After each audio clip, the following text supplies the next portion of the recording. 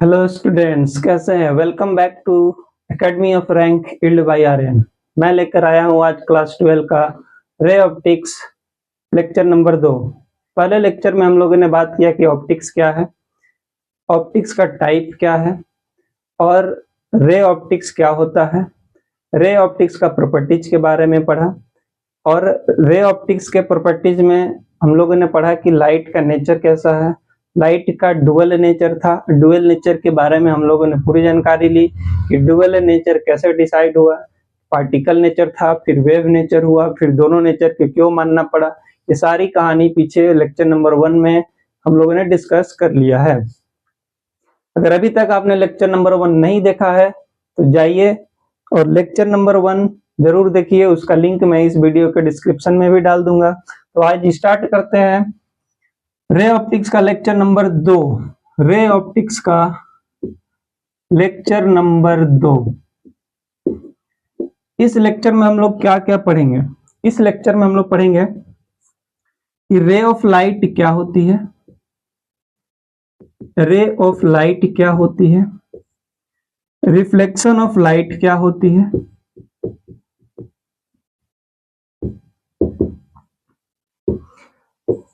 Law of reflection, law of reflection के बारे में बात करेंगे और हम लोग पढ़ेंगे प्लेन मिरर के बारे में भी पढ़ेंगे और प्लेन मिरर का एक पॉइंट ऑब्जेक्ट कैसे फॉर्म करते हैं, पॉइंट ऑब्जेक्ट का इमेज फॉर्मेशन कैसे करते हैं, इमेज फॉर्मेशन कैसे करते हैं। इस वीडियो में हम लोग नीचे वाला आ रहा है क्या? नीचे वाला आ रहा है? हाँ, बिल्कुल आ रहा है। हम लोग पढ़ेंगे रे ऑफ ऑप्टिक, रे ऑफ लाइट क्या होता है, रिफ्लेक्शन ऑफ लाइट क्या होता है, लॉ ऑफ रिफ्लेक्शन क्या है, प्लेन मिरर क्या है, प्लेन मिरर का प्रॉपर्टीज क्या है और पॉइंट ऑब्जेक्ट का प्लेन मिरर पर इमेज फॉर्मेशन कैसे करते हैं। इस लेक्चर में हम लोग ये सारी टॉपिक को कवर करेंगे। तो बहुत समय नहीं लगाते हुए स्टार्ट करते हम लोग। रे ऑफ लाइट क्या है समझते हैं, रे ऑफ लाइट, और आगे बढ़ते रहते हैं जल्दी जल्दी। अगर अभी तक आपने चैनल को सब्सक्राइब नहीं किया है तो देख लीजिए, कर लीजिए। वीडियो नंबर 1 जरूर देखिए, उससे बेस क्लियर होगा। बेस क्लियर होने से आगे की टॉपिक और आगे की कहानी समझने में आपको बहुत ही आसानी होगी। तो स्टार्ट करते हैं आज का टॉपिक, रे ऑफ लाइट क्या है। कॉपी और पेन निकाल लीजिए, मेरे साथ साथ लिखना स्टार्ट कीजिए। रे ऑफ लाइट। अगर आपको राइटिंग समझ में नहीं आ रही है तो कमेंट जरूर करें, ऐसे मैं लिखते लिखते बोलूंगा भी, सुन के भी आप लिख सकते हैं। रे ऑफ लाइट क्या है? रे ऑफ लाइट क्या होता है कि लाइट किस डायरेक्शन में जा रहा है, लाइट किस डायरेक्शन में प्रोपोगेट हो रहा है, ये इसको बोलते हैं रे ऑफ लाइट। तो ray of light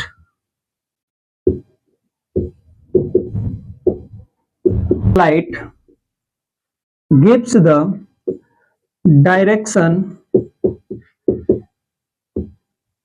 of propagation, direction of propagation of light। Light को किस डायरेक्शन में प्रोपोगेट करना है, लाइट को किस डायरेक्शन में चलना है, ये बताता है रे ऑफ लाइट। राइट, लाइट किस डायरेक्शन में चल रहा है इसी को बोलते हैं रे ऑफ लाइट। जैसे ये रे ऑफ लाइट का ये सिंबल दे दिया, ऐसे ये रे ऑफ लाइट का ये सिंबल, ये बता रहा है कि लाइट किस डायरेक्शन में चल रहा है, लाइट किस डायरेक्शन में प्रोपोगेट हो रहा है, ये रे बता रहा है, इसी को बोलते हैं रे ऑफ लाइट। समझ में आया होगा बात? क्लियर है? मिटाए, वीडियो को पॉज करके आप लिख भी सकते हैं। आगे बढ़ते हैं हम लोग। ये है रे ऑफ लाइट। एक स्पेशल बात इसमें यह है कि लाइट हमेशा स्ट्रेट लाइन में ट्रेवल करती है जब तक कि उसके बीच में कोई ऑब्स्टेकल ना आ जाए। इस पॉइंट को भी लिख लीजिए कि light always travel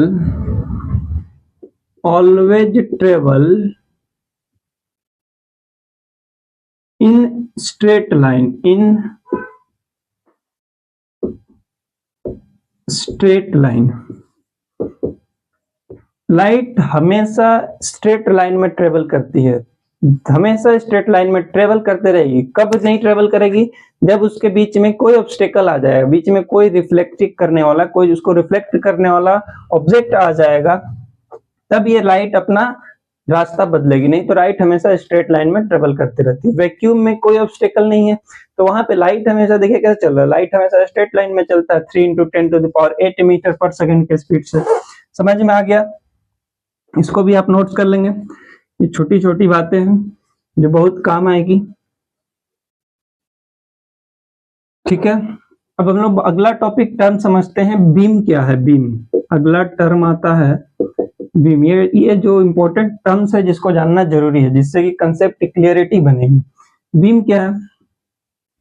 the bundle of ray known as beam.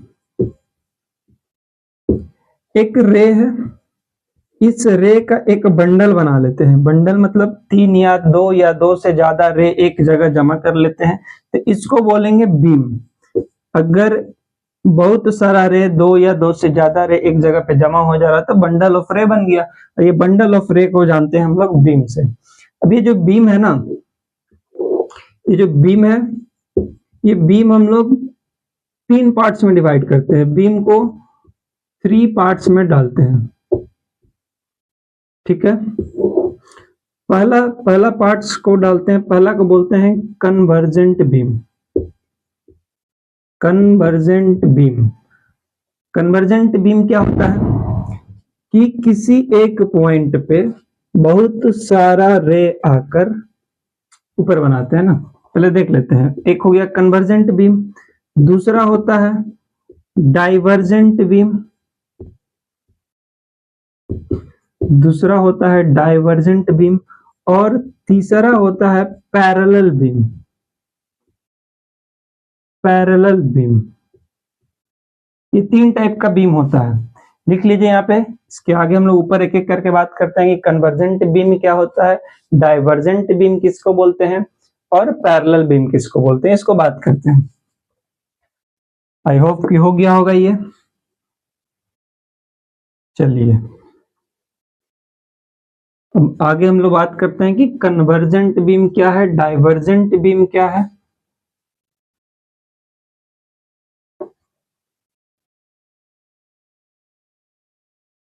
और अभी आप लोग का केमिस्ट्री में क्या चल रहा है उसको कमेंट में बताइएगा, ताकि मैं वही टॉपिक लेकर आप लोग को आसानी से समझा सकूँ, आसान लैंग्वेज में समझा सकूँ। जिस टॉपिक में भी दिक्कत हो रही होगी मैं उसको कवर करने की कोशिश करूंगा। इसका जल्दी केमिस्ट्री का भी लेक्चर लेके आएंगे, केमिस्ट्री क्लास 12 को लेकर आएंगे।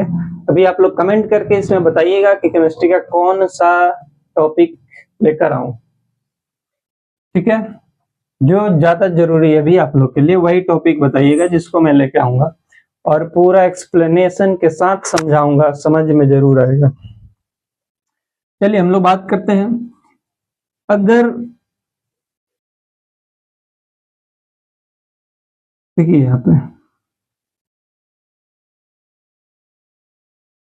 यहाँ पे दो या दो लाइट, 3 लाइट, 4 लाइट, मतलब रे ऑफ लाइट, एक रे ऑफ लाइट, 2 रे ऑफ लाइट, 3 रे ऑफ लाइट।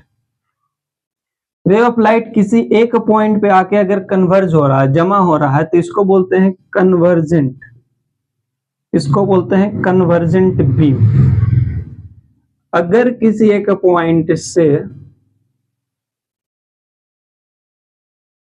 ऐसे रे डाइवर्ज हो रहा है,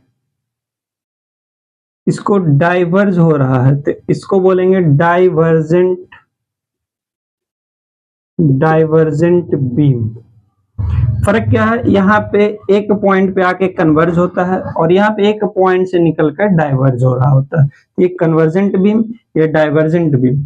और एक बीम होता है पैरेलल बीम, एक रे दूसरे रे का पैरेलल, सारा एक दूसरे का पैरेलल होगा, इसको बोलेंगे पैरेलल बीम। अब समझ में आ गया होगा आसानी से, बहुत टफ तो है नहीं, क्लियर है। क्लियर है? आगे बढ़े,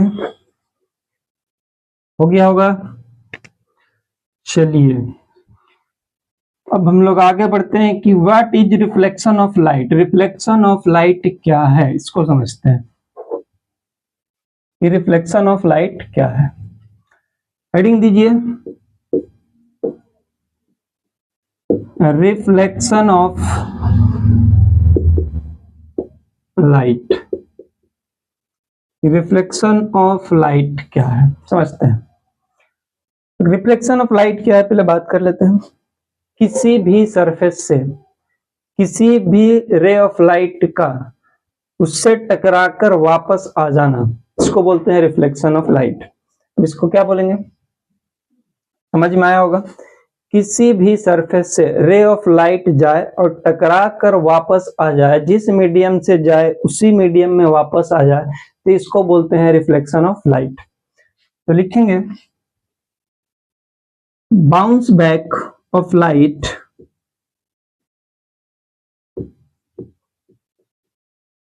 bounce back of light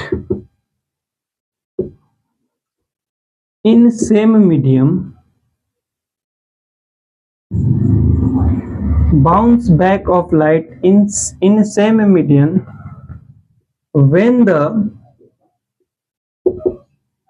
light falls on some surface।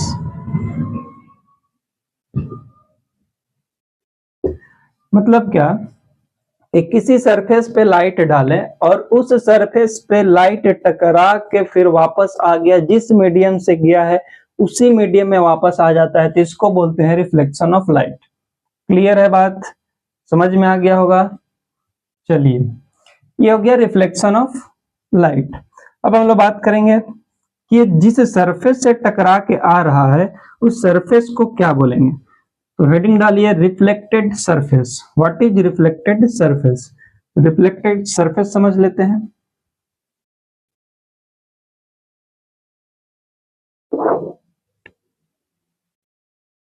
Reflected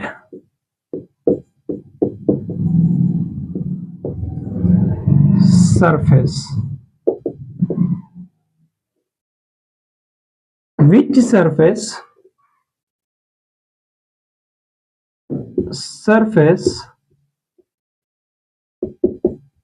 which bounce back the light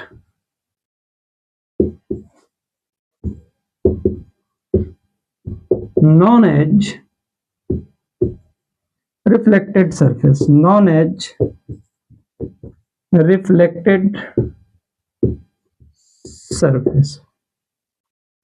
जिस ऐसे रे चल रहा है और रे जाने के बाद इस सरफेस से टकरा के ऐसे जिस मीडियम में गया और इसी मीडियम में टकरा के फिर से वापस आ गया, रिफ्लेक्ट हो गया, तो इसको बोलेंगे हम लोग, इस बोर्ड को जहां से लाइट टकरा के इस सरफेस को बोलेंगे कि रिफ्लेक्टेड सरफेस है। क्लियर है बात, समझ में आ गया होगा। क्लियर है। अब हम लोग लिखते हैं कि जो रिफ्लेक्टेड सरफेस है ना, ये दो टाइप का होता है। रिफ्लेक्टेड सरफेस दो टाइप का हो सकता है। कौन कौन सा। एक होता है smooth surface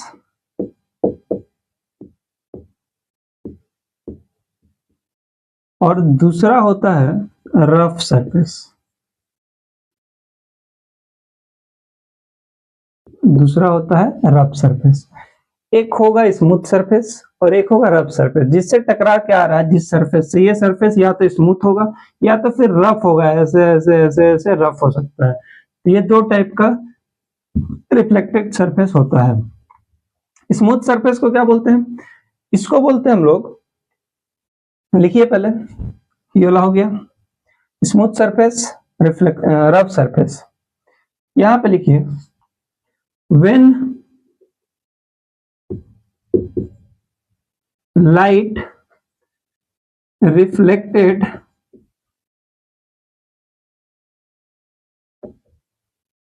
from smooth surface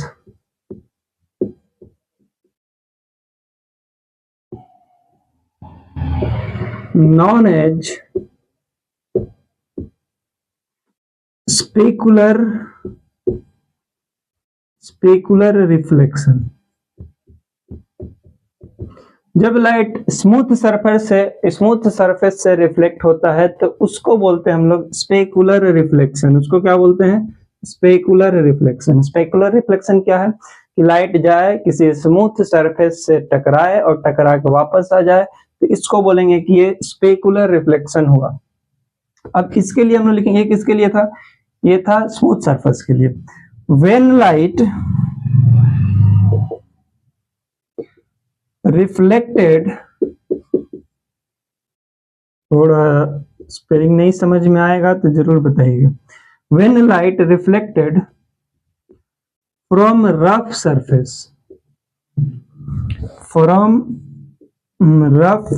surface known as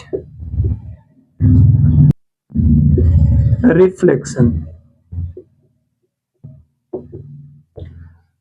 अगर लाइट किसी रफ सरफेस से जाकर टकरा के वापस आ रहा है तो इसको बोलेंगे डिफ्यूज रिफ्लेक्शन। स्पेकुलर रिफ्लेक्शन समझ में आया कि लाइट जाए किसी स्मूथ सरफेस से टकरा के वापस आ जाए, तो इस रिफ्लेक्शन को बोलते हैं स्पेकुलर रिफ्लेक्शन।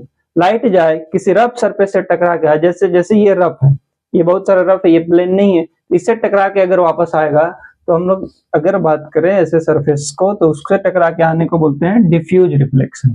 क्लियर हो गया होगा?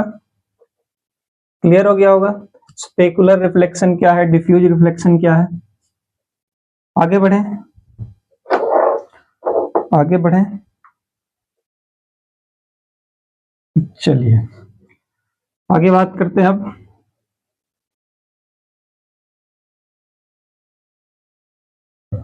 इसके बाद हम लोग बात करते हैं जी, जो रिफ्लेक्शन है ये रिफ्लेक्शन किसी लॉ को फॉलो करेगा। ये रिफ्लेक्शन ऐसा ही कहीं भी कैसे भी किसी भी तरह नहीं हो जाएगा। Reflection follow a certain law, और इस लॉ को बोलते हैं law of reflection. Law of reflection. अब हम लोग बात करेंगे कि ये जो भी सरफेस से टकरा के वापस आ रहा है, सरफेस से टकरा रहा है, फिर रिफ्लेक्ट होके एक रे जा रहा है, फिर सरफेस से टकरा रहा है, एक रे जा रहा है, फिर सरफेस से टकरा रहा है, सरफेस से टकरा के रिफ्लेक्ट हो रहा है। अब ऐसे रिफ्लेक्ट मतलब एक जा रहा है फिर रिफ्लेक्ट हो रहा है, मतलब किसी एंगल पे रिफ्लेक्ट होता होगा, सीधे जाएगा तो सीधे रिफ्लेक्ट होके आएगा। तो इसको हम लोग एक सर्टेन लॉ है जिसके अनुसार हम लोग रिफ्लेक्ट करवाएंगे किसी भी रे को किसी भी सरफेस से। इस सर्टेन लॉ को बोलते हैं law of reflection. Law of reflection class 10 में आप लोगों ने पढ़ा होगा इसको। ये लॉ क्या बोलता है? लॉ इसमें दो रूल देता है, ये लॉ दो रूल देता है। पहला क्या बोलता है? Angle of incident is equal to angle of reflected. इसको बोलेंगे angle I is equal to angle R। क्या ये लाइन वीडियो में आ रही है? हाँ, क्लियर आ रही है? समझ में आ रहा है? नहीं आ रहा है? नहीं आ रहा है, ठीक है, अभी समझाते हैं। पहले ये लॉ लिख लीजिए, पहले लॉ लिख लेते हैं फिर समझाते हैं। पहला लॉ क्या बोलता है कि angle of incident is equal to angle of reflected. Angle I is equal to angle R। आराम से लिखिए, कोई दिक्कत नहीं है, अभी हम समझाएंगे, समझ में आ जाएगा। दूसरा लॉ क्या बोलता है? Incidence ray, reflected ray and normal of reflected and normal on reflected surface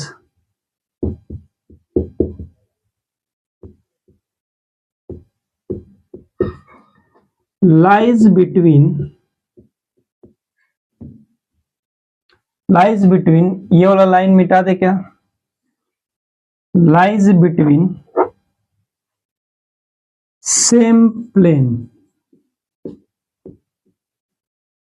ये दो लॉ बोलता है। पहला लॉ क्या बोलता है कि angle of incident is equal to angle of reflected, कि एंगल इंसिडेंट को एंगल आई से डिनोट करते हैं, रिफ्लेक्टेड एंगल को एंगल आर से, तो angle I is equal to angle R, पहला लॉ। दूसरा लॉ क्या बोलता है कि incidence ray reflected ray and normal on the reflected surface are in the same plane, lies between same plane, are in the same plane, समझा रहे हैं। हुआ चलिए यहां पे समझा, मेरे पास एक सरफेस है, प्लेन मिरर का सरफेस है, यहां से किसी भी पॉइंट पे रे आया और यहां से टकरा के रिफ्लेक्ट होके इधर गया। क्लियर हुआ बात? ये जो रे आ रहा है इस रे को बोलते हैं इंसिडेंस रे, और ये टकरा के जो जा रहा है इसको बोलते हैं रिफ्लेक्टेड रे। बात समझ में आ रहा है? ये जो लाइन, ये जो रे आ रहा है सरफेस से टकरा रहा है, जो आ रहा है इसको बोलते हैं इंसिडेंस रे, जो टकरा के जा रहा है इसको बोलते हैं रिफ्लेक्टेड रे। और ये देखिए ये है सरफेस, और ये सरफेस पे यहाँ पे होता है एक नॉर्मल, ये बीच में एक लाइन होता है, इसको बोलते हैं नॉर्मल। तो और नॉर्मल, ये नॉर्मल और इंसिडेंस रे के बीच के एंगल को बोलते हैं इंसिडेंस एंगल, इसको आई से डिनोट करते हैं। और नॉर्मल और रिफ्लेक्टेड रे के बीच के एंगल को बोलते हैं रिफ्लेक्टेड एंगल, जिसको आर से डिनोट करते हैं। इसका डेफिनेशन नहीं लिखवाएंगे, याद हो गया होगा, पहले से भी पता होगा, ऐसे टाइम चला जाएगा, बहुत सारा आगे बढ़ेंगे हम लोग।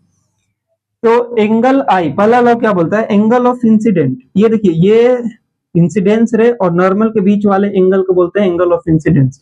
तो एंगल ऑफ इंसिडेंस यानी i is equal to angle of reflected, normal और रिफ्लेक्टेड रे के बीच के एंगल को बोलते हैं रिफ्लेक्टेड एंगल।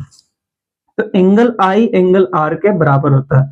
मतलब क्या कि यहाँ पे एक प्लेन है, एक ऐसे रे आया, इससे सरफेस से टकराया और ऐसे रिफ्लेक्ट हुआ, तो ये ऐसे रिफ्लेक्ट हुआ तो एक लॉ को फॉलो करेगा कि इसके बीच में जो नॉर्मल होगा, जिस नॉर्मल से जिस एंगल पे आया है इंसिडेंस रे, टकराने के बाद नॉर्मल से उतना ही एंगल पे रिफ्लेक्ट होगा। क्लियर हो गया होगा? क्लियर हो गया होगा? एंगल आई एंगल आर के बराबर होता है, पहला लॉ हो गया। दूसरा बात करते हैं, यह है इंसिडेंस रे, यह है रिफ्लेक्टेड रे एंड ये है नॉर्मल, ये तीनों एक ही प्लेन पे होता है। इसका क्या मतलब है? क्या ये प्लेन है, ये प्लेन है, इसी प्लेन पे ये तीनों है? नहीं, ये मान लीजिए ये है, ये मान लीजिए ये है, और इस पे कोई लाइट आएगा तो कौन सा प्लेन से आ रहा है? ये बोर्ड वाला प्लेन से आ रहा है, और इस पे टकरा रहा है, फिर टकराने के बाद इसी बोर्ड वाला प्लेन में गया, जिस मीडियम से आया उसी मीडियम में गया, और नॉर्मल जो होगा इस पे ना, ये भी इसी प्लेन पे होगा। मतलब प्लेन कौन हुआ? ये बोर्ड प्लेन हुआ। मतलब ऐसे इसको रख दिए ना, तो यहां से लाइट आया, इधर चला गया, ये दोनों एक ही प्लेन पे हुआ, इस बोर्ड वाले प्लेन पे, और नॉर्मल भी इसी प्लेन पे होता है। मतलब इंसिडेंस रे, रिफ्लेक्टेड रे और नॉर्मल सेम प्लेन का मतलब ये पीछे वाला सेम प्लेन पे है, इस पे नहीं, पीछे वाले सेम प्लेन पे। इसको बोलते हैं law of reflection. I hope बढ़िया समझ में आया होगा, समझ में आया होगा, क्लियर हुआ होगा, कंसेप्ट क्लियर हुआ होगा। चलिए और थोड़ा सा बात कर लेते हैं इसमें, और थोड़ा सा बात कर लेते हैं। अब देखिए,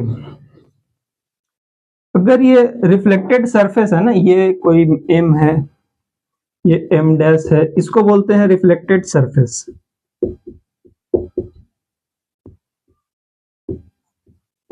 और ये रिफ्लेक्टेड सरफेस है। अब ये रिफ्लेक्टेड सरफेस और इंसिडेंस रे के बीच में जो एंगल बन रहा है, ये वाला एंगल, ये वाला, इसको बोलते हैं ग्लेंसिंग एंगल। और ये भी ग्लेंसिंग एंगल ही कहलाता है। रिफ्लेक्टेड सरफेस और रिफ्लेक्टेड रे के बीच वाला एंगल को ग्लेंसिंग एंगल ही बोलते हैं, लेकिन इसको बोलेंगे ग्लेंसिंग एंगल ऑफ इंसिडेंस रे, इसको बोलेंगे ग्लेंसिंग एंगल ऑफ रिफ्लेक्टेड रे। और ये जरूरी नहीं है, हो भी सकता है कि जितना एंगल पे इंसिडेंस हुआ उतना ही पे ये सरफेस रिफ्लेक्ट हो गया, उस केस में ये glancing angle of incidence glancing angle of reflected ray बराबर हो सकता है, लेकिन हमेशा बराबर हो गया जरूरी नहीं है। ये नहीं जरूरी है, ये लॉ में नहीं है कि glancing angle of reflection is equal to glancing angle of reflected ray, ये बिल्कुल नहीं जरूरी है। हो सकता है लेकिन हमेशा होगा, ये जरूरी नहीं है। क्लियर है? लेकिन ये जरूरी है कि एंगल आई एंगल आर के बराबर होगा। जब भी रिफ्लेक्शन हुआ होगा तो एंगल आई एंगल आर के बराबर होगा। क्लियर है बात? समझ में आया होगा? आया है ना? वीडियो में ठीक आ रहा? चलिए आगे बढ़े, मिटाया जाए। हाँ, थोड़ा सा और बात कर ले क्या? आगे बढ़े, मिटाया जाए, बात किया जाए क्या? नहीं सर, पढ़ा लिया जाए फिर बात कर लिया जाएगा। और दिवाली, हैप्पी दिवाली। बम पटाखा ही छोड़ा जा रहा। चलिए देखिए, अब हम लोग बात ग्लेंसिंग एंगल समझे ना क्या है। ये है इंसिडेंस रे, ये है रिफ्लेक्टेड रे, इस एंगल को बोलते हैं ग्लेंसिंग एंगल। ग्लेंसिंग एंगल, इसको भी बोलते हैं ग्लेंसिंग एंगल ऑफ, इसको हम लोग जी से डिनोट करेंगे, जी से। और इसका एक फॉर्मूला होता है, क्या फॉर्मूला होता है ग्लेंसिंग एंगल का?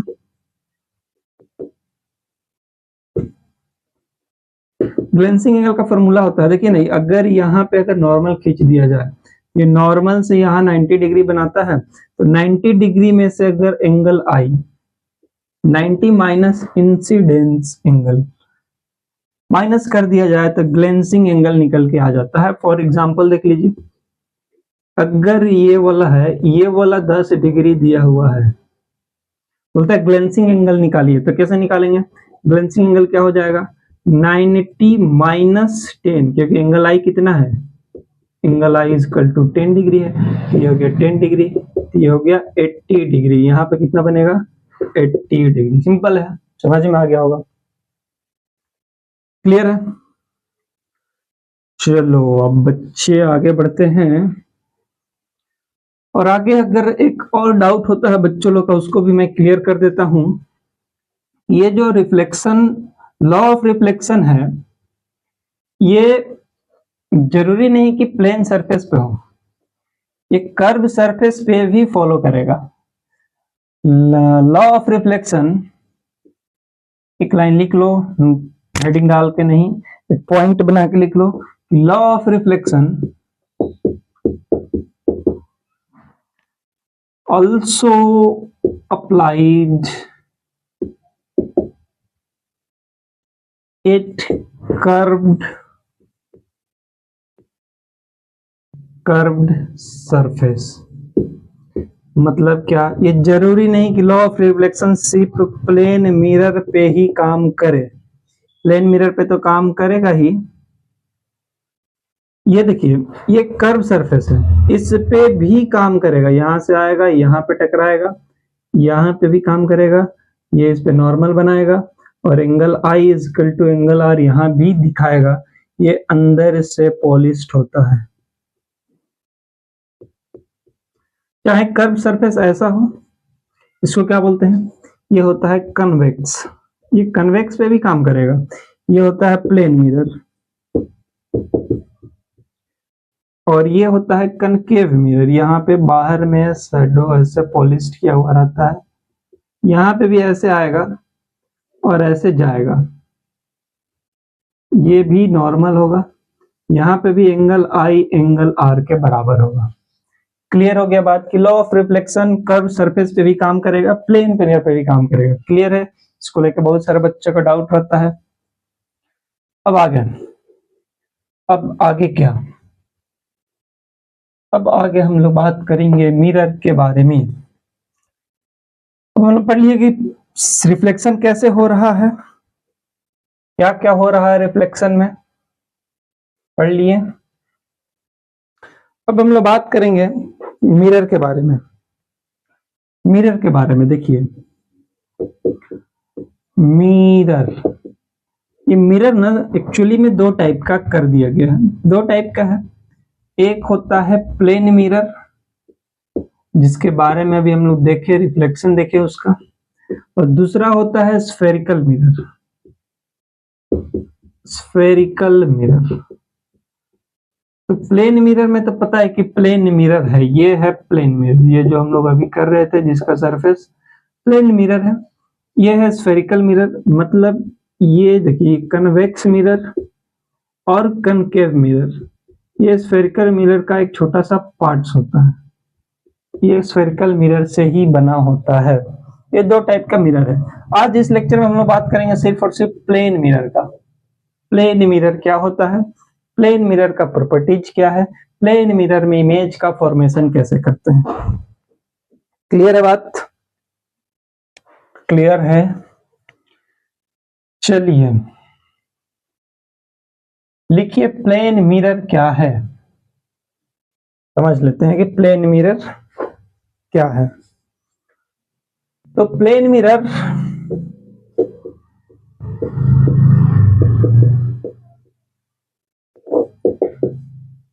whose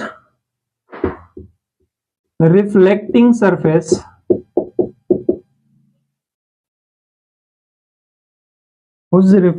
surface are smooth and form virtual image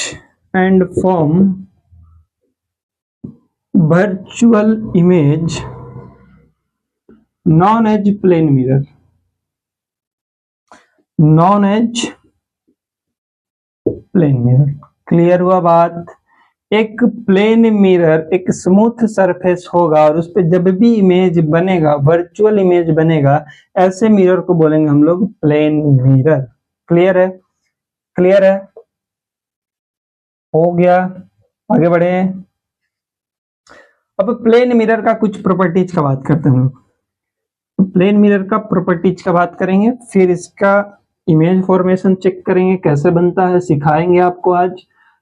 ऐसा सिखाएंगे कि कभी नहीं भूलिएगा और कभी कोई परेशानी भी नहीं होगी। ठीक है सर, सिखाइए, जल्दी सिखा रहे हैं। चलो माइक चेक करना भी जरूरी है, चल रहा है कि नहीं। आगे बढ़ते हैं। Properties of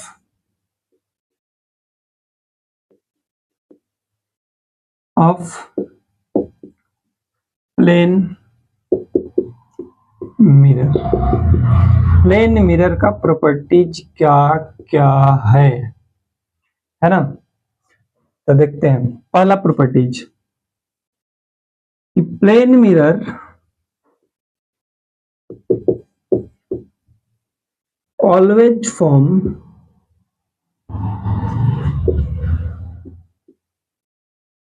virtual image. Plane mirror हमेशा एक वर्चुअल इमेज देगा। वर्चुअल इमेज क्या होता है, क्लास 10 में पढ़े हैं, हाँ याद आ रहा ना? वर्चुअल इमेज, हाँ याद आ गया। देखो क्या होता है, अब याद आया? नहीं आया, हम बताते हैं। जब मिरर होता है ना, और मिरर के अंदर पीछे, ठीक है चलो पीछे, क्लास 10 में हम लोग को पढ़ाया गया है कि मिरर के पीछे इमेज बने उसको वर्चुअल इमेज बोलते हैं। अब हम लोग बात करेंगे, पीछे ही बोल देते हैं, ठीक है। वर्चुअल इमेज उसको बोलेंगे जो मिरर के पीछे बन रहा है। ऐसा इमेज जो मिरर के पीछे बने उसको बोलते हैं वर्चुअल इमेज, जो मिरर के आगे बने उसको बोलते हैं रियल इमेज। तो प्लेन मिरर हमेशा मिरर के पीछे एक इमेज बना के देगा, मतलब ये हमेशा वर्चुअल इमेज फॉर्म करेगा। क्लियर? ठीक है। Properties number 2, the size of image, the size of image is same as the size of object।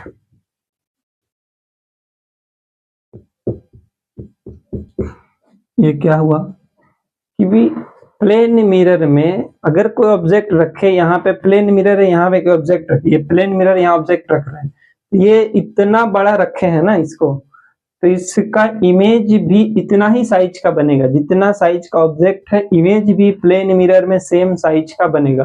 बात समझ में आ रहा है क्या बोल रहे हैं?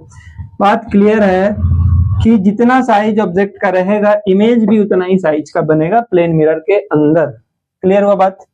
Point number 2 note down, note down. अब आगे बढ़ते हैं point number 3।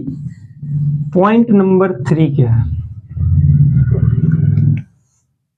Point number 3, the distance of image, the distance of image from mirror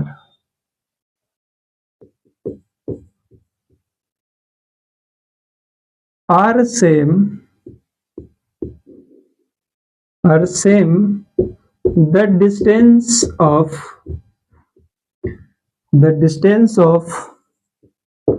object from mirror।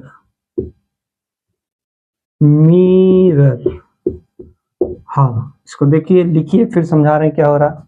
तीसरा पॉइंट क्या बोलता है कि ये मिरर है, अगर इस मिरर से मैं यहाँ पे 5 सेंटीमीटर दूरी पे इस इमेज को रखा हूं, तो इस मिरर में भी 5 सेंटीमीटर पीछे ही इमेज बनेगा। नहीं समझ में आया? देखो, अगर ये इमेज यहाँ 5 सेंटीमीटर दूर है ना, अगर इमेज मिरर के 5 सेंटीमीटर दूर नहीं बन के मिरर पे ही बन जाता है यहाँ पे, मतलब तो ये इमेज थोड़ा बड़ा होता है, लेकिन साइज देखो, इमेज का साइज और इस ऑब्जेक्ट का साइज बराबर बन रहा, मतलब ये जितना डिस्टेंस पे है उतना डिस्टेंस पे इमेज भी फॉर्म हुआ है, तब भी तो साइज भी बराबर हुआ।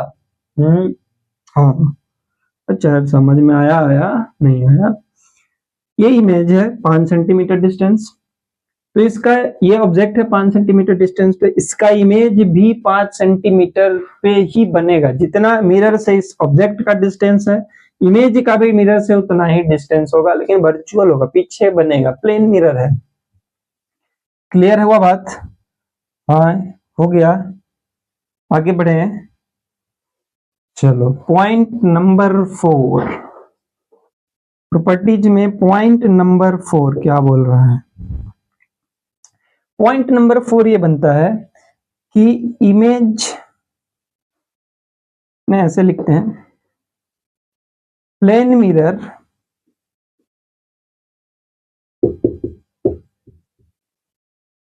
form image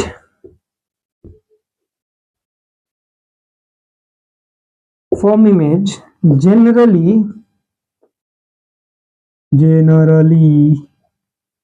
ये जी है, अरे यार फिर से लिख देते हैं, generally plane mirror form image generally erected virtual और रियल और इन्वर्टेड, इस वर्ड से आप वाकिफ होंगे क्लास 10 से। हाँ, देखिए क्या होता है, अगर प्लेन मिरर है तो जनरली ज्यादातर केस में प्लेन मिरर पे ऑब्जेक्ट इरेक्टेड होता है, मतलब जैसा है वैसा ही सीधा सीधा बन जाता है। एक केस ऐसा है जहां पे इमेज ऑब्जेक्ट ऐसे रखे हैं तो ऐसे बनेगा, मतलब इन्वर्टेड बनेगा, उल्टा बनेगा। बाकी जनरली ज्यादातर इरेक्टेड बनता है, जैसे इमेज रखे हैं उसी तरह सीधा सीधा बनेगा। क्लियर हो रहा बात? क्लियर हो रहा बात? पॉइंट नंबर 5 देखते हैं कि कब इमेज जो है इन्वर्टेड हो जाता है,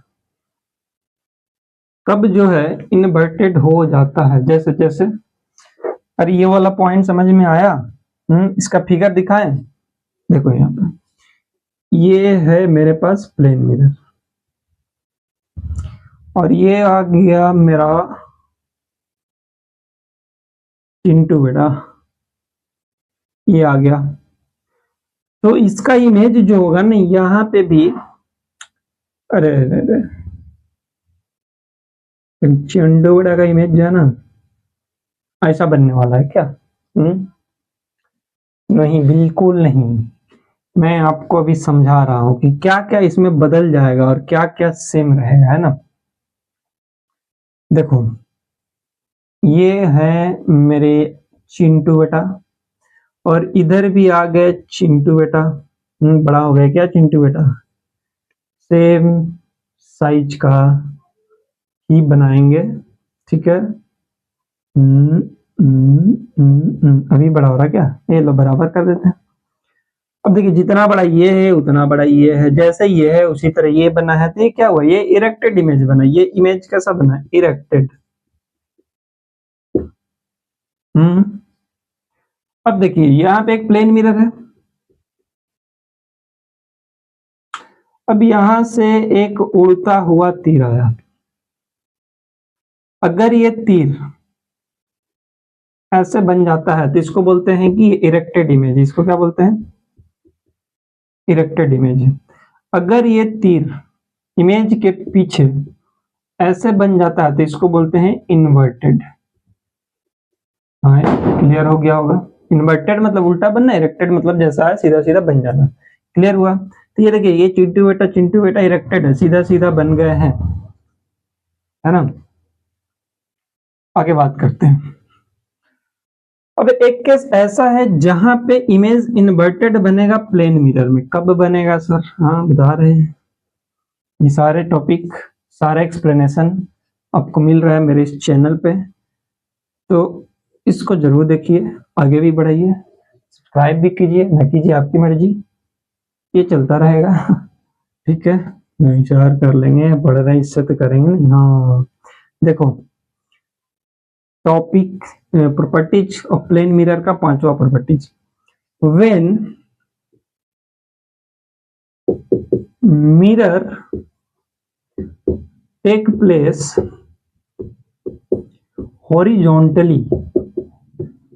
horizontally and object put या erect on and object erect on it मतलब सीधा रखा हुआ है, then image form वर्टिकली। नहीं समझ में आया सर ये पॉइंट? हाँ, समझा रहे हैं, समझ जाओगे, तुरंत समझना है तुम लोग को। देखो, समझो, फिर समझो, फिर समझो, फिर समझो, समझा रहे हैं। देखो, इरेक्ट, अगर मान लो कि हम इस मिरर को हॉरिजॉन्टली रख देते हैं, ऐसे हॉरिजॉन्टली रख दी, और इस सरफेस पे हम लोग एक इरेक्ट रख देते हैं। इरेक्ट का मतलब सीधा। क्या सीधा? ऐसे तीर बना, टेढ़ा हो गया क्या? सीधा है। तो इसका जो इमेज बनेगा, हॉरिजॉन्टल मिरर रख देंगे और इस हॉरिजॉन्टल पे एक इरेक्ट ऑब्जेक्ट डाल देंगे, तो इस इरेक्ट ऑब्जेक्ट का इमेज इन्वर्टेड बन जाएगा। हाँ, देखो, इसका इमेज ऐसा बनेगा, यहाँ पे आ रहा है ना? हाँ, बिल्कुल आ रहा है। क्लियर हुआ बात? इसका इमेज ऐसा बन जाएगा। ये है प्रॉपर्टीज ऑफ प्लेन मिरर। आपको समझ में आ गया होगा, सारा पॉइंट समझ में आया होगा। ये था प्रॉपर्टीज ऑफ प्लेन मिरर। अब हम लोग बात करते हैं। अब हम लोग क्या बात करेंगे सर? हाँ, करेंगे ना। अभी बात करने के लिए तो पूरा 12 पढ़ा हुआ है, करते रहेंगे बात, पढ़ते रहेंगे, समझते रहेंगे, और क्वेश्चन प्रैक्टिस भी करते रहेंगे। इसके बाद हम लोग बात करेंगे इमेज फॉर्मेशन।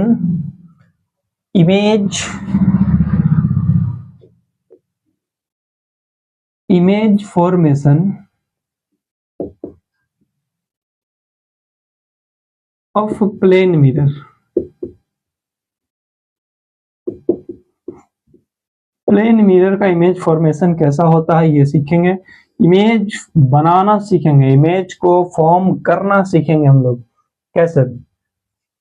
इमेज देखो, ऑब्जेक्ट तो क्या होता है कि ऑब्जेक्ट कुछ भी हो सकता है, ऑब्जेक्ट का साइज कुछ भी हो सकता है, चाहे पॉइंट हो, चाहे एक्सटेंडेड हो, चाहे गोल हो, कुछ भी हो सकता है ऑब्जेक्ट का साइज।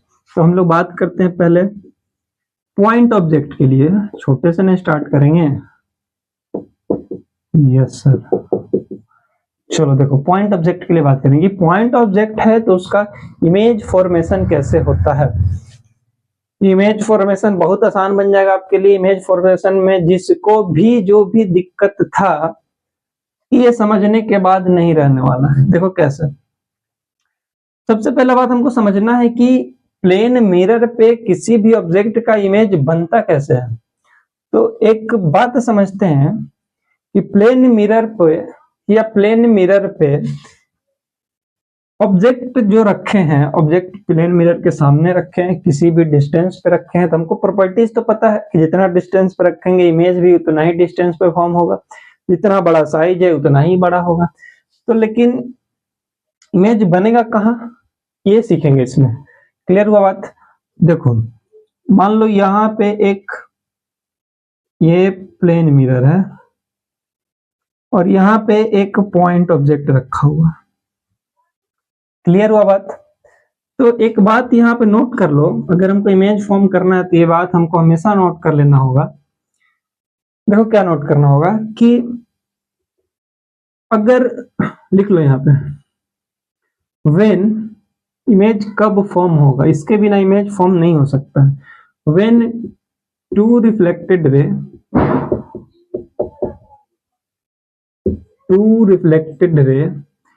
intersect each other। अब ये इंटरसेक्ट कैसा हो सकता है? वर्चुअली भी हो सकता है, हमको ऐसा फील हो रहा होगा कि उधर से आ रहा है तो वहां पे ले जाके इंटरसेक्ट करा सकते हैं, या फिर रियल इंटरसेक्ट। समझ में आ रहा है? When two reflected ray intersect each other, then form image। तब जाके इमेज बनता है। जब तक दो रिफ्लेक्टेड रे एक दूसरे को जिस पॉइंट पे भी इंटरसेक्ट करेगा, जहां पे भी इंटरसेक्ट करेगा, वहीं पे बनेगा ऑब्जेक्ट का इमेज। क्लियर है बात? अब ये इंटरसेक्ट कैसे कर सकता है? एक माइक चल रहा है ना, एक वर्चुअल इंटरसेक्ट कर सकता है और एक रियल इंटरसेक्ट कर सकता है।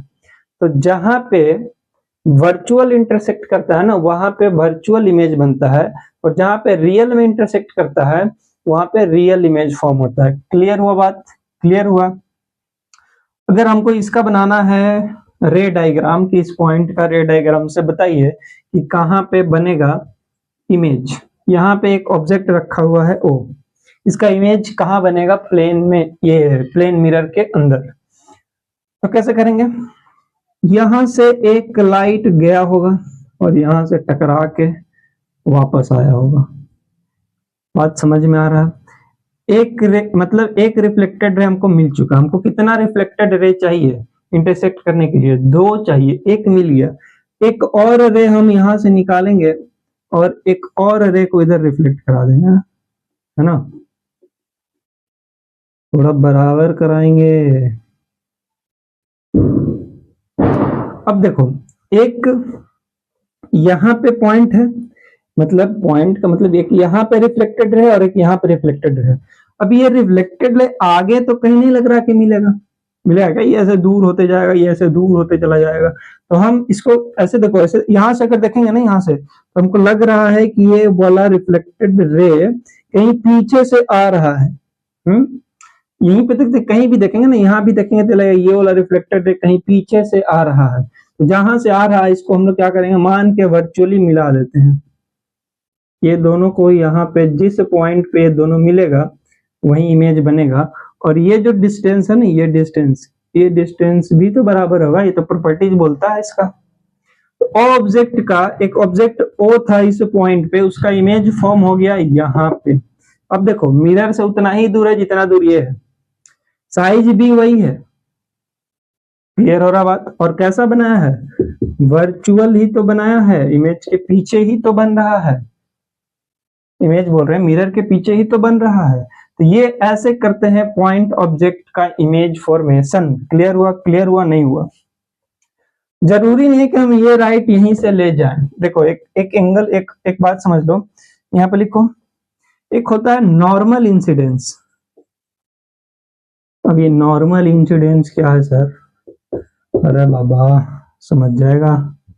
देखो नॉर्मल इंसिडेंस क्या होता है कि ये लाइट है, ये लाइट नहीं, ये मिरर है। सॉरी फॉर दैट, जबान फिसल गई। ये मिरर है, ये एम मिरर है। अब इसमें ना एक स्ट्रेट लाइन ऐसे जा रहा है, स्ट्रेट नहीं है क्या? तो मान लो ना कि है, हम नहीं मानेंगे सर, चलो मत मानो, बन गया। ये है एक रे का स्ट्रेट लाइन में एक ऐसे, इस पे ऐसे यहां से इसको मारा ढूंढ, इस वाला मिरर पे जाकर टकराया, और देखो ये ऐसे आ रहा था तो इधर जा रहा था, ये सीधा गया तो सीधे वापस आएगा, तो यहाँ पे सीधे वापस आ गया।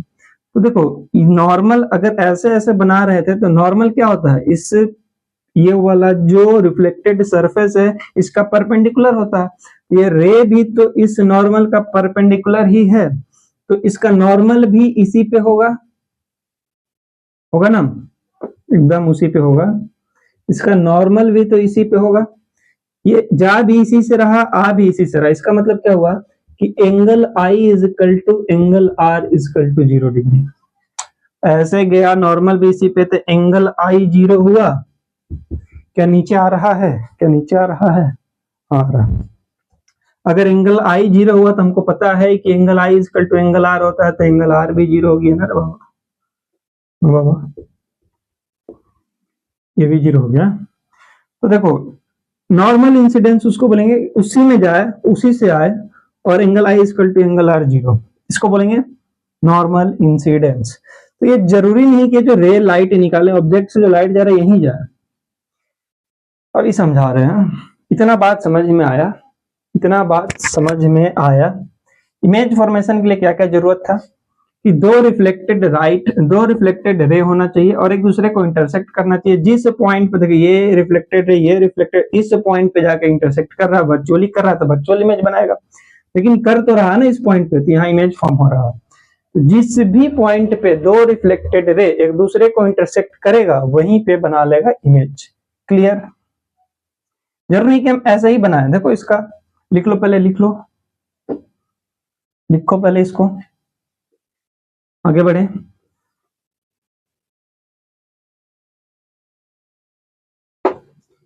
ठीक है,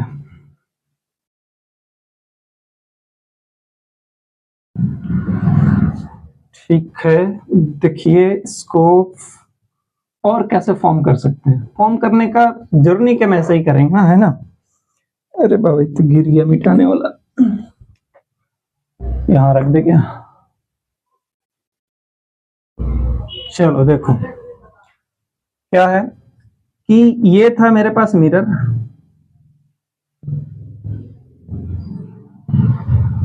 यहां पे था ऑब्जेक्ट, एक ऐसे लाइट गया, रे गया, और यहां से ऐसे टकरा के इधर चला गया। अब एक ऐसे गया नॉर्मल इंसिडेंस पे, और ऐसे गया और ऐसे ही आ गया। तो देखो एक रिफ्लेक्टेड रे यहां मिला इस पॉइंट पे हमको, और एक यहां मिल रहा है, तो इस पॉइंट पे इसका इमेज फॉर्मेशन होगा। देखो उतना ही डिस्टेंस पे, जितना साइज है उतना ही साइज ये है। यहाँ पे ऑब्जेक्ट था, यहाँ इमेज फॉर्मेशन हो गया। ऐसे भी इमेज फॉर्म कर सकते हैं हम लोग, इसको बोलते हैं रे डायग्राम, है ना, ये है रे डायग्राम। तो ऐसे ऐसे हम लोग रे डायग्राम कर सकते हैं। क्लियर हो रहा है मेरा बात? रे डायग्राम करना आसान क्या है, एक छोटा सा तरीका समझा रहे हैं। तरीका ये है कि कैसे बनाएंगे। अगर हमको रे डायग्राम बनाना है तो पहले हम लोग रे डायग्राम नहीं बनाएंगे। पहले हम लोग क्या करेंगे, हमको तो ये बात पता चला है कि जितना दूरी पर ऑब्जेक्ट रहेगा इमेज के पीछे उतना ही दूरी पर, जितना दूरी पर ऑब्जेक्ट रहेगा इमेज के पीछे उतना ही दूरी पर इमेज भी फॉर्म होगा। तो हम क्या करेंगे, जैसे मान लो कि ये पॉइंट का हम इमेज बना रहे हैं, ये ऑब्जेक्ट है जैसे इसका समझा रहे हैं, और देखो ये अगर ये जितना दूर है उतना ही दूर यहाँ आते हैं, ये पॉइंट यहाँ रख देते हैं, है ना। अब हमको पता है ये इमेज यही बनेगा, पहले से हमको पता चल गया कि इमेज यही बनने वाला है। और कैसे पता चला, कैसे पता चला कि जो ऑब्जेक्ट है ना जहां से इमेज फॉर्म करना है, इससे इस वाला मिरर के सरफेस पे एक परपेंडिकुलर ड्रॉ करवा देंगे। क्या ड्रॉ करवा देंगे? परपेंडिकुलर ड्रॉ करवा दो। और ड्रॉ करवाते हुए सीधा आगे बढ़ जाओ और उतना दूर चले जाओ जितना दूर मिरर से ऑब्जेक्ट है, उतना दूर मिरर के पीछे चले जाओ और वहीं पे इमेज फॉर्म होगा किसी भी केस में। अब हमको पता चल गया कि इमेज यहाँ बनेगा, तो कैसे बना देंगे? अब रे डायग्राम तुम कुछ भी बना लो, चाहे ये वाला बना लो, चाहे पीछे वाला बना लो। यहाँ गया, ऐसे टकराया, एक इधर गया, इधर गया, इधर टकराया, तो ये कहाँ मिलेगा? ऐसे मिला देना, यहाँ पे और जबरदस्ती मिला देना है, ठीक है? थोड़ा साइज वाइज देख के जबरदस्ती मिला देना है। दो रिफ्लेक्टेड रे, ये देखो दो रिफ्लेक्टेड रे इस पॉइंट पे मिल रहा है, तो इमेज फॉर्मेशन यहाँ हो रहा है। स्केलर और कैसे बनाना है? बनाने के लिए तरीका ये है कि draw a perpendicular line from object, draw perpendicular line from object, नहीं देखो ड्रॉ किस पे करना है? Draw a perpendicular line from object on the mirror and extend the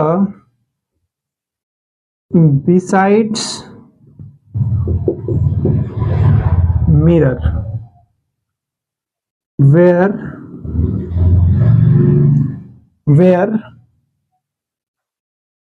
distance of image is equal to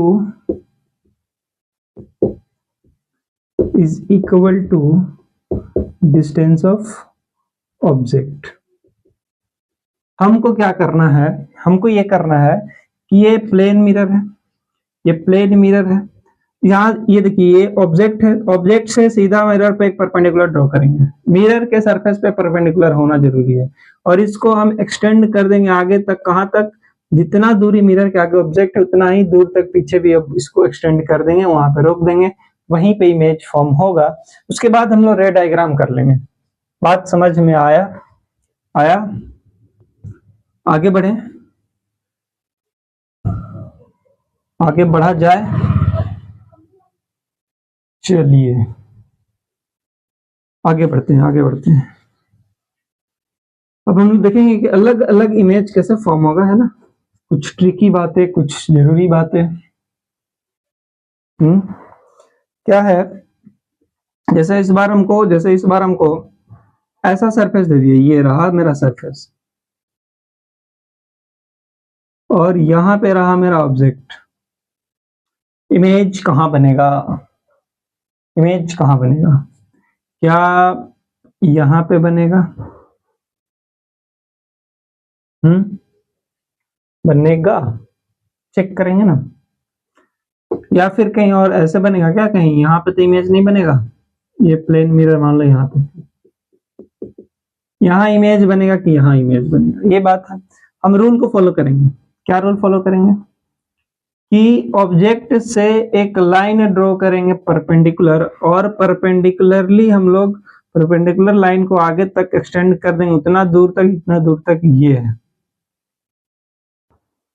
मतलब इमेज कहीं यहाँ form होगा।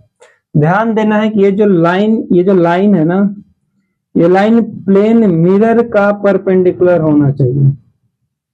ये जो लाइन है ये प्लेन मिरर का परपेंडिकुलर होना चाहिए, लाइन सीधा। समझ में आ रहा बात? अब यहाँ पे हमको मिलाना है, तो अब रिफ्लेक्टेड रे हम खींच देंगे दो, एक इधर गया और एक इधर चला गया, एक यहाँ मिला और एक यहाँ आके मिल गया।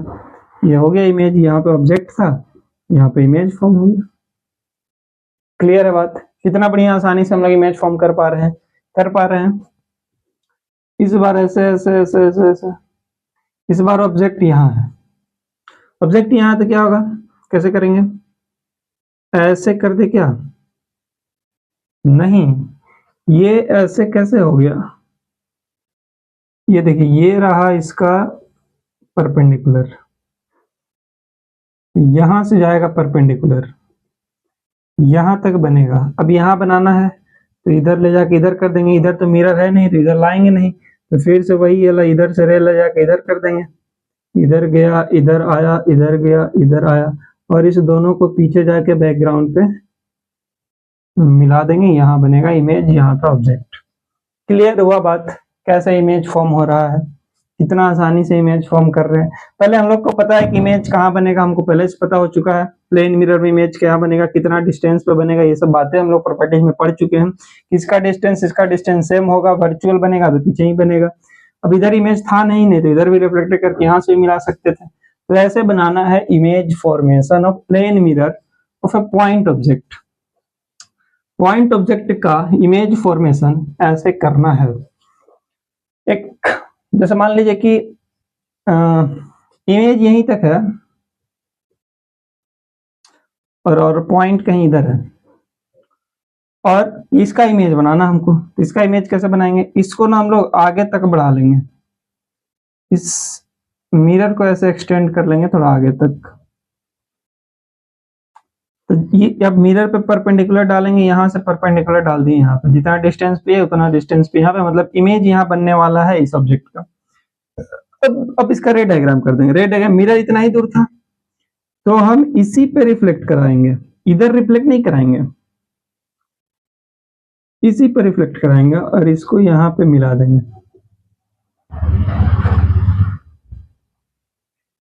ये बन चुका है, इसका मिरर इमेज बन चुका है। इतना डिस्टेंस उतना डिस्टेंस, इतना डिस्टेंस उतना डिस्टेंस, इतना बड़ा उतना बड़ा, ये मिरर इमेज ऐसे तैयार हो चुका है। और बात समझ में आ रहा है इमेज